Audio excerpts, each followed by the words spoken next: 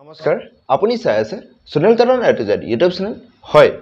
BEd এডমিশনক লৈ বহুত শিক্ষাৰ্থীৰ বহু ধৰণৰ অভিযোগ থাকে আৰু এই অভিযোগ বিশেষকৈ ফিজ ৰিলেটেড থাকে হয় যেহেতুকে গুৱাহাটী ইউনিভাৰ্সিটি বা ডিব্ৰুগড় ইউনিভাৰ্সিটি বা অসমৰ যিবিলাক ষ্টেট ইউনিভাৰ্সিটি আন্ডাৰত বিএড এডমিশন হয় তাত যেটো এডমিশন ফিজ সেই এডমিশন ফিজটো কিন্তু সামান্য এজন শিক্ষাৰ্থীৰ কাৰণে কিন্তু বহুত বেছি जितुर कारणे बहुत शिक्षार्थीये प्राय अभियोग दिए जे बीएड एडमिशन तो केवल धनी बा जिहकल हाई प्रोफाइल व्यक्तिসকলৰ লৰা ছোৱালী আছে তেওঁলোকেহে পঢ়িব পাৰে जिहकल দুখিয়া जिहकल মাক দেউতাকৰ চাকৰি বাকৰি নাই তেওঁলোকৰ যি লৰা ছোৱালী তেওঁলোকে হয়তো বিএড এডমিশনৰ যি সপোন হেতু সপোন প্ৰায় হৈ থাকে সো তেনে ক্ষেত্ৰত বহুত শিক্ষাৰ্থীয়ে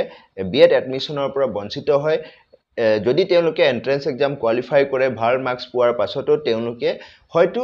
কৰবাত নহয় কৰবাত ৰবলগীয়া হয় এডমিশন ফিজ যেহেতুকে বহুত বেছি 1 লাখ 1.5 লাখ টকা এডমিশন ফিজ এজন সাধাৰণ শিক্ষাৰ্থীৰ কাৰণে কিন্তু বহুত বেছি হয় সো তেনে ক্ষেত্ৰত আপোনালোকৰ ওচৰত কেৱল যে গুৱাহাটী ইউনিভাৰ্সিটি বা ডিব্ৰুগড় ইউনিভাৰ্সিটি বা অসমৰ এই ষ্টেট ইউনিভাৰ্সিটি এই যে অপচন থাকিব হেতু তেনেকুৱা নহয় আপোনালোকে এনেকুৱা ইনষ্টিটিউচনো আছে যত আপোনালোকে কম টকাৰ জৰিয়তে বিএড এডমিশন সমূহ লব পাৰে আৰু তাৰে ভিতৰত এখন ইনষ্টিটিউচনৰ বিষয়ে মই আজি আপোনালোকক এই ভিডিঅ'টিত জনাম যত আপোনালোকে অতি কম টকাৰ জৰিয়তে বিএড এডমিশন লব পাৰিব হয় সেই ইনষ্টিটিউচনখন হৈছে নেৰি অৰ্থাৎ north east regional institute of education হয় এই নেৰি অৰ্থাৎ ৰি হয় ৰিজিয়নেল ইনষ্টিটিউট অফ এডুকেশ্যন হয় সো এই ইনষ্টিটিউট বিলাকত বিশেষকৈ সেন্ট্ৰেল গভৰ্নমেন্টৰ ইনষ্টিটিউট হয় তাত আপোনালোকে এডমিশন ফিজটো কম হবই তাৰ উপৰিও আপোনালোকে পঢ়ি থকা সময়টো আনকি স্কলাৰশিপ লাভ কৰে প্ৰতি মাহে আৰু আপোনালোকে হোষ্টেলত থাকিব পাৰিব যদিহে গুৱাহাটী ইউনিভাৰ্সিটি বা ডিব্ৰুগড় ইউনিভাৰ্সিটিত বেছি ফিজ থকাৰ কাৰণে বা বেছি ফিজ লোৱাৰ কাৰণে যদি এডমিশনৰ পৰা প্ৰায় যদি বঞ্চিত হৈ আছে তেতিয়ালে আপোনাৰ কাৰণে এটা ভাল অপচন হ'ব পাৰে নেৰি অৰ্থাৎ north east regional institute of education যি শিলঙৰ উমিয়ামত আছে হয় ইয়াতো আপোনালোকে অতি কম টকাত যাৰ এডমিশনৰ প্ৰক্ৰিয়া অহাকালিৰ পৰা আৰম্ভ হ'ব হয় অহাকালি 24 সেপ্টেম্বৰ আৰু এই 24 সেপ্টেম্বৰৰ পৰা তেওঁলোকে কাউন্সেলিং স্টাर्ट করিব এডমিশন প্রসেস আরম্ভ করিব সো নেরি অর্থাৎ north east regional institute of এডুকেশনত আপোনালোকে এডমিশন লবলৈ হলে CEE কমন এন্ট্রেন্স এক্সাম বুলি যদিহে আপোনালোকেও বিচাৰে যে অতি কম টকাত নেৰিত মই এডমিশন লবলৈ খুজু তেতিয়ালে আপোনালোকে কেনেকৈ কি প্ৰক্ৰিয়াৰ মাধ্যমত লব মই আপোনালোকক জনাই আছো প্ৰথমতে আপোনালোকে অইন ইউনিভাৰ্সিটিৰ দৰে আপোনালোকে ইয়াতো অনলাইন আবেদন কৰিব পাৰিব যি অনলাইন আবেদন প্ৰক্ৰিয়া অসমৰ যিমানবোৰ ষ্টেট ইউনিভাৰ্সিটি আছে সেই সকলোবোৰ ইউনিভাৰ্সিটিৰ প্ৰথমতে নেৰিৰ নোটিফিকেশন সমূহ আউট হয় অৰ্থাৎ নেৰিৰ নোটিফিকেশন আপোনালোকে মাৰ্চ মাহতে পাই যায় অৰ্থাৎ মাৰ্চ এপ্ৰিলৰ নোটিফিকেশন পোৱাৰ লগে লগে আপোনালোকে এপ্লাই প্ৰক্ৰিয়া আৰম্ভ কৰি পেলাই তেওঁলোকে মে জুনৰ ভিতৰত তেওঁলোকে এন্ট্ৰেন্স এক্সাম কণ্ডাক্ট কৰি দিয়ে হয় এই এন্ট্ৰেন্সত আপোনালোকৰ যি CEE অৰ্থাৎ কমন এন্ট্ৰেন্স এক্সাম হ'ব সেই কমন এন্ট্ৰেন্স এক্সাম 2025 হৈ গৈছে আৰু 2026ত আপোনালোকৰ আহি আছে সো তাৰ কাৰণে আপোনালোকে এতিয়াৰ পৰা প্ৰিপাৰেচন কৰিব পাৰিব আৰু CEE অৰ্থাৎ নেৰিৰ যি CEE এন্ট্ৰেন্স এক্সাম হয় এই যি CEE এন্ট্ৰেন্স এক্সাম বিশেষত্ব এইটোই ইয়াত আপোনালোকে মেথছৰ কাৰণে পঢ়িব নালাগে যেটো গুৱাহাটী ইউনিভাৰ্সিটিৰ হওক বা আমাৰ অসমৰ ষ্টেট ইউনিভাৰ্সিটি বিলাকত আপোনালোকে বিএড এন্ট্ৰেন্স দিবলৈ যাওঁতে ম্যাথমেটিক্সটো পঢ়িব লাগে কিন্তু নেৰিৰ ক্ষেত্ৰত CEE যি এন্ট্ৰেন্স এক্সাম তাত মেথছৰ নাই সো তাত আপোনালোকৰ বিশেষকৈ সিলেবাস যদি আমি চাবলৈ যাওঁ তেতিয়ালে সিলেবাসৰ ক্ষেত্ৰত তেওঁলোকে আহিটা কোৱেশ্চন অৰ্থাৎ আহিটা MCQ বেস আপোনালোকৰ এক্সাম হ'ব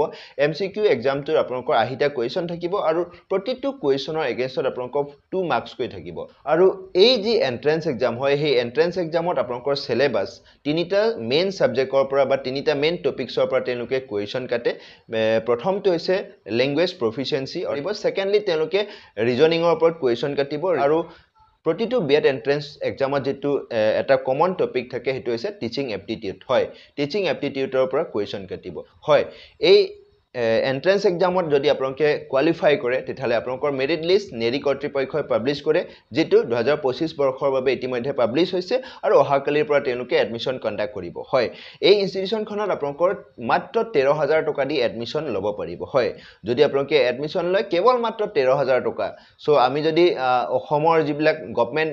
যি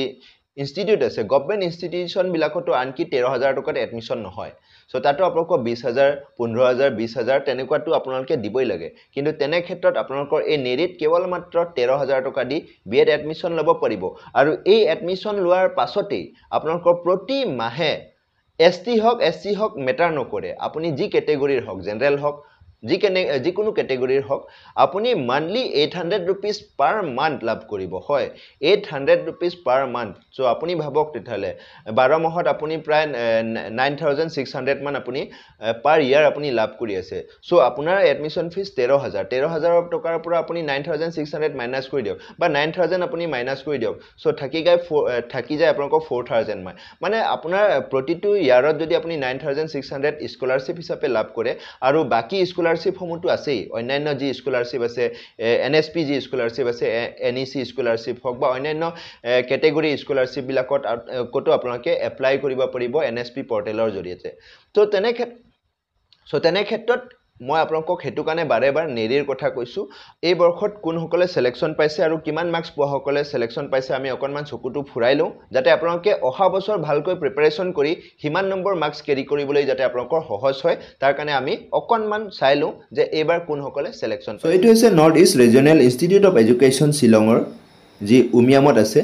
তাৰ 2 ইয়াৰ বিএড এডমিশন 2025 বৰ্ষৰ সিলেকশন লিষ্ট সো ইয়াত তেওঁলোকে মেনশন কৰি দিয়া আছে যে কোনটো ৰাজ্যৰ শিক্ষাৰ্থীসকলে কিমানটা সিট লাভ কৰিব সো তেনে ক্ষেত্ৰত আমি যদি চাবলৈ যাওঁ অৰুণাচলে 5টা সিট লাভ কৰিব সো তেনে ধৰণে তেওঁলোকে কোনটো ক্যাটেগৰী কি সিট লাভ কৰিছে ইয়াত তেওঁলোকে মেনশন থাকিব সো 56 পোৱা অৰ্থাৎ 56 পোৱা জনে এডমিশন লাভ কৰিছে ইফালে অসমৰ যি সকল শিক্ষাৰ্থী আছে তেওঁলোকে 15টা সিট লাভ কৰিব যত আনৰিজাৰ্ভৰ সায়েন্স আৰু মেথছৰ কাৰণে 3টা আৰু সায়েন্স সোশ্যাল সায়েন্সৰ কাৰণে ল্যাঙ্গুৱেজ এণ্ড সোশ্যাল সায়েন্সৰ 3টা লাভ কৰিব SC এ 3টা লাভ কৰিব OBC এ 6টা লাভ কৰিব তেনে ধৰণে 15টা সিট লাভ কৰিব সো ইয়াত আমি যদি চাবলৈ যাওঁ তেতিয়ালে অসমৰ যি ক্যান্ডিডেট সকলে এবাৰ সিলেকশন পাইছে তাত হাইয়েস্ট মাৰ্কস পাইছে 79 হয় 79 পোৱা জনে এডমিশন পাইছে আৰু তলত একেবাৰে 73 জেনাৰেল ক্যান্ডিডেট জনে পাইছে 47 তেওঁ PWD ক্যান্ডিডেট আছে OBC ক্যাটেগৰীৰ আকৌ 67 ৰ পৰা ষ্টাৰ্টিং হৈছে SC ক্যাটেগৰীৰ আকৌ 66 ৰ পৰা আৰম্ভ হৈছে লাষ্ট কাট অফ 58 লৈকে গৈছে আৰু OBC ৰ আকৌ লাষ্ট কাট অফ 66 লৈকে গৈছে সো এনে ধৰণে এবাৰ যি অসমৰ যি সকল শিক্ষাৰ্থী আছে তেওঁলোকে ইমান মাৰ্কস পোৱা এইখিনি মাৰ্কস পোৱা শিক্ষাৰ্থীসকলে এডমিশন পাইছে সো এতিয়া সক 160 মাৰ্কসৰ এক্সাম হ'ব তাৰে ভিতৰত 76 পোৱা জনে এডমিশন পাইছে অৰ্থাৎ আমি যদি 50% মাৰ্কস পাবলৈ সক্ষম হওঁ 160 ভিতৰত যদি 80 মাৰ্কস পাবলৈ সক্ষম হওঁ 50% মাৰ্কস যি সকলে লাভ কৰিব তেওঁলোকে অফ কোৰ্স CW ক্লিয়াৰ কৰি পেলাই এই নেৰি উমিয়ামত থকা ইনষ্টিটিউচনখনত এডমিশন ল'ব পাৰিব হয় যা এডমিশন ফিস মই আপোনালোকক ইতিমধ্যে জনাইছো তাৰ প্ৰক্ৰিয়াসমূহ জনাইছো সো এইটো আছিল আপোনালোকক জনাবলগীয়া কথা ইনফৰমেশনটো জানি কেনেকুৱা লাগিছে আপোনাৰ ৰায় কমেন্ট সেকশনত দিবলৈ নেপাহৰিব আৰু এনে ধৰণৰ ইনফৰমেটিভ ভিডিও পাই থাকিবলৈ মোৰ এই চেনেলটি এটা পৰ্যন্ত যদি সাবস্ক্ৰাইব কৰে সাবস্ক্ৰাইব কৰি মোক আগলৈ এনে ধৰণৰ নতুন ভিডিও বনোৱাত প্ৰেৰণা যোগাব বুলি মই আশা ৰাখিলো আৰু এই ভিডিওটি হেহলৈকে চোৱাৰ বাবে আপোনাক অশেষ ধন্যবাদ জয় আই অসম।